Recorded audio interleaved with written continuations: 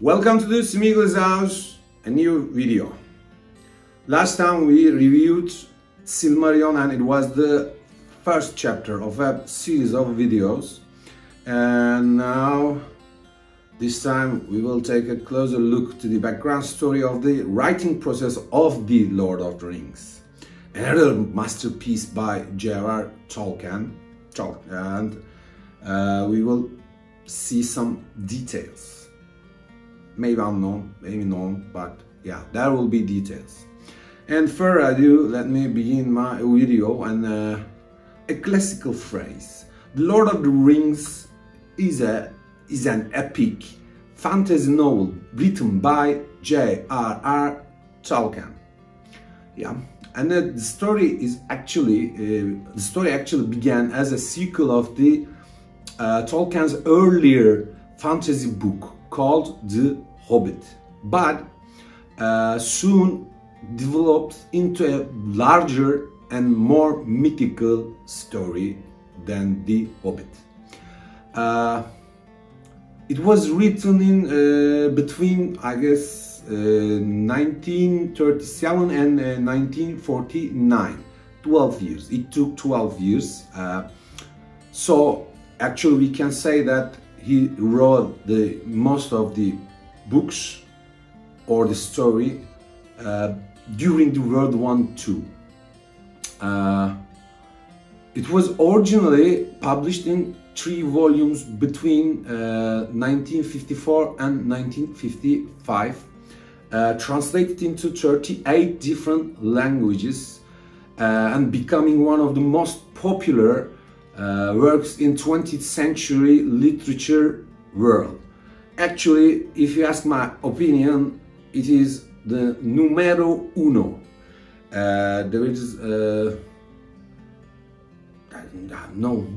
no actual competition between Lord of the Rings and the others. Lord of the Rings is the king. He's top of the cream, and then the others will flow in their way and somehow Lord of the Rings tastes delicious. Much more delicious than the other ones. So let's change the angle and keep on rolling. If we talk about the Lord of the Rings, there's a sentence. We can use it as a key phrase or key sentence. The action in the Lord of the Rings is set in what the author conceived to be the real world, but placed in fictional past. The real world we all know, but set in a fictional past. And Tolkien gave this setting a modern English name, which we all again know, Middle-earth. A rendering of an Old English word, Middengard. The story concerns a lot of peoples, such as hobbits, elves, men, of course, dwarves, wizards, and orcs, and centers on a ring of power, which created by Dark Lord Sauron.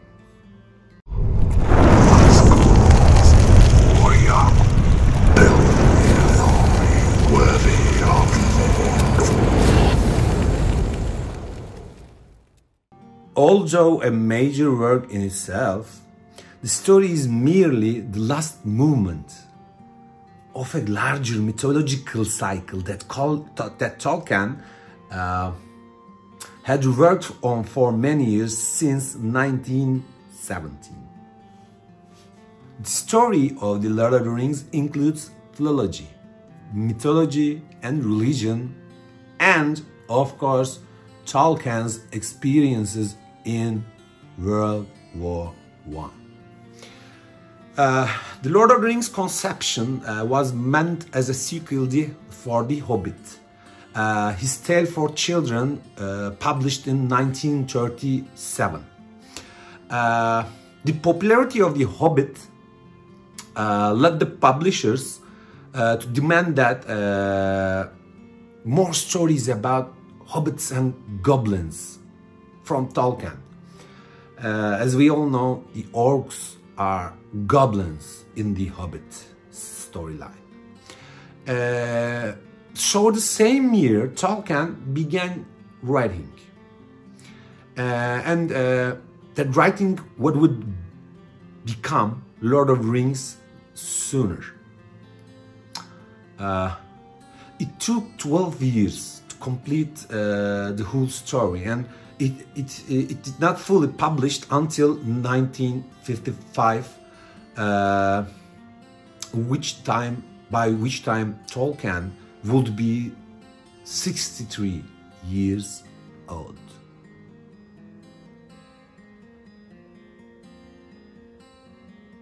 This is the Tolkien's world.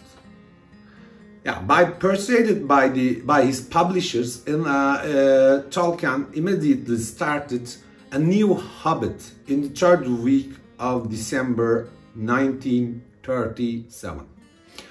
After some false starts, the story of the One Ring soon emerged, and in no time, the book mutated from being a sequel to The Hobbit to more a sequel to the unpublished The Silmarillion.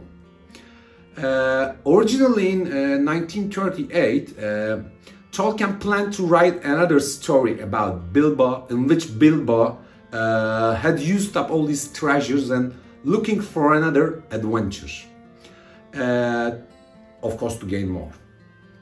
And then he began with Bilbo as the main character of the story, but soon he felt that it was too risky to use a fun-loving Hobbit for the story, for a more serious story than The Hobbit, and decided to use a member of Bilbo's family as his protagonist.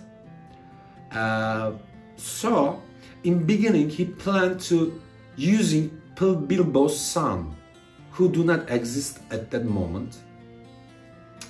But this generated some questions and problems within, such as whereabouts of his wife all this time, and of course whether he would risk his son to go in a danger just to gain some more treasure. And he looked for an alternate character to carry the one and only ring. Writing was slow due to Tolkien's perfectionism. Also, writing process frequently interrupted by his obligations as an examiner and other academic duties. He seems to have abandoned Lord of the Rings during most of the 1943 and only restarted it in April 1944. C.S. Lewis was helping him during this time. Tolkien made another push in 1946, but the story was effectively finished in 1948. But Tolkien did not finish revising the past facts of or parts of his work until 1949. A dispute with Alan Unwin led the book being offered to HarperCollins in 1950, by the way. Unfortunately, his contacts at HarperCollins, Mr. Milton Waldman, expressed his beliefs about the novel in a very serious way. He said that Lord of the Rings urgently needs some cuts, needs some cutting from the storyline. So as a result of this action or behavior, Tolkien again began talking with Alan Unwin. The book divides into 3 parts, as we all know, and published in July 21st, 1954, and November 11th, which, by the way, my birthday, November 11th, 1954, in October 20th, 1955 in the United Kingdom, of course. Tolkien himself made of use the term trilogy for the first time in 1966 in a letter to V.H. Emden. Yeah, for the first time in 1966 he used the term of trilogy. And also he did not like the title of the third book, The Return of the King, and suggested War of the Ring. Yeah, War of the Ring, which was, of course, dismissed by the publishers. By the way, largely to post-war paper shortages, the book was released a little later than they actually planned. Actually, if you write a masterpiece like Lord of the Rings, you need some references, you need some influences, and Tolkien influenced by a lot of things. And now it's time to hear what are they. And actually, let me tell you something. The Lord of the Rings began as a personal exploration by Tolkien of his interests in philology, religion, fairy tales, Norse and Celtic mythologies, and things like that. And let me give you a clue, a little clue, by saying religion. Oh, message, yes. Yes, by saying religion, I mean Roman Catholicism. Roman Catholicism. He's a Catholic, a Roman Catholic. Yeah,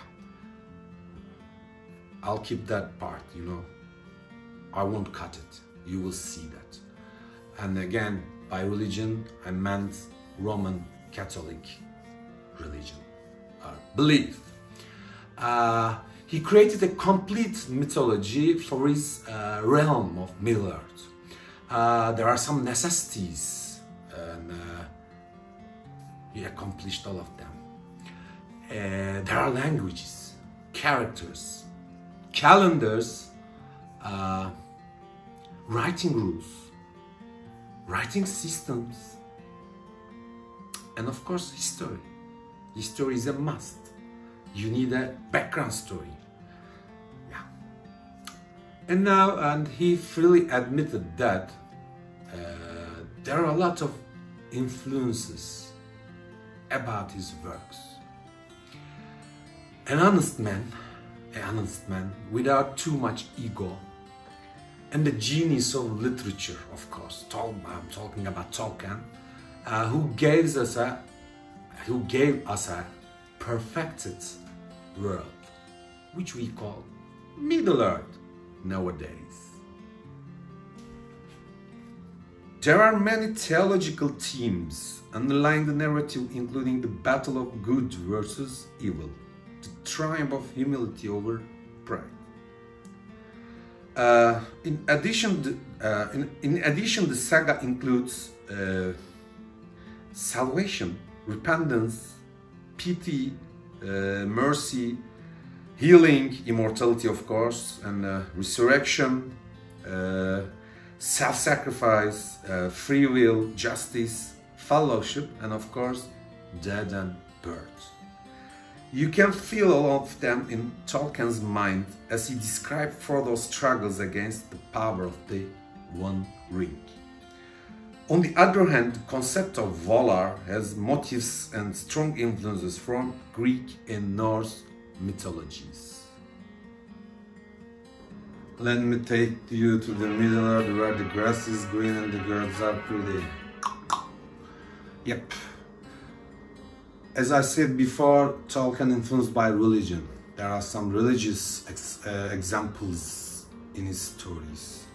But also he influenced by the Nordic and Germanic mythologies. Maybe more than religion, those mythologies are rule Tolkien stories. Let me give you an example. Elves and dwarves are clear examples of Nordic and Germanic mythologies. Of course, the figure of Gandalf, his appearance, it's a clear reference to the Odin, but not the way we know that Odin. The figure of Gandalf is particularly influenced by the Germanic deity of Odin in his reincarnation as the Wanderer. I guess you all remember the book cover of Fellowship of the Ring, that white beard and that tough, pointy head. It's a description of Wanderer Odin. And also, Tolkien stated that in 1946, Tolkien stated that Gandalf, he thinks of Gandalf as an Odinic wanderer.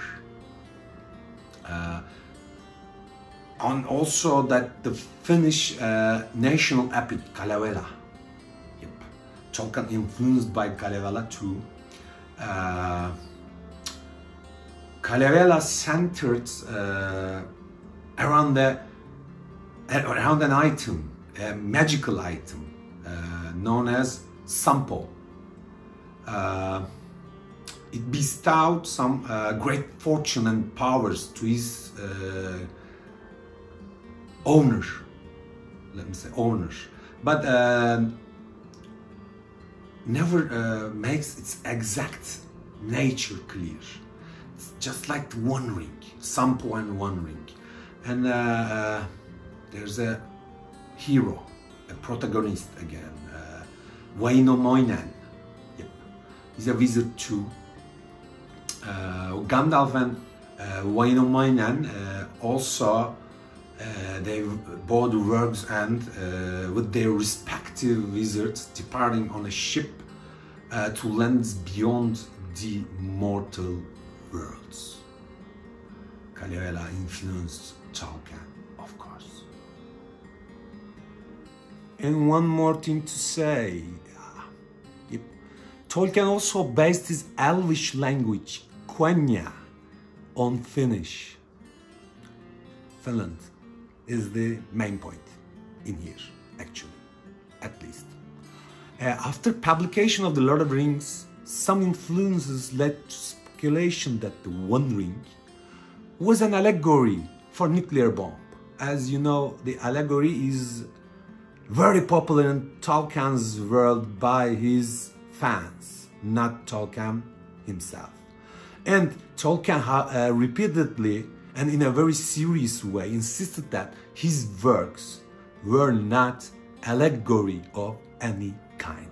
No cultural allegories, no weapon allegories, or no allegories at all.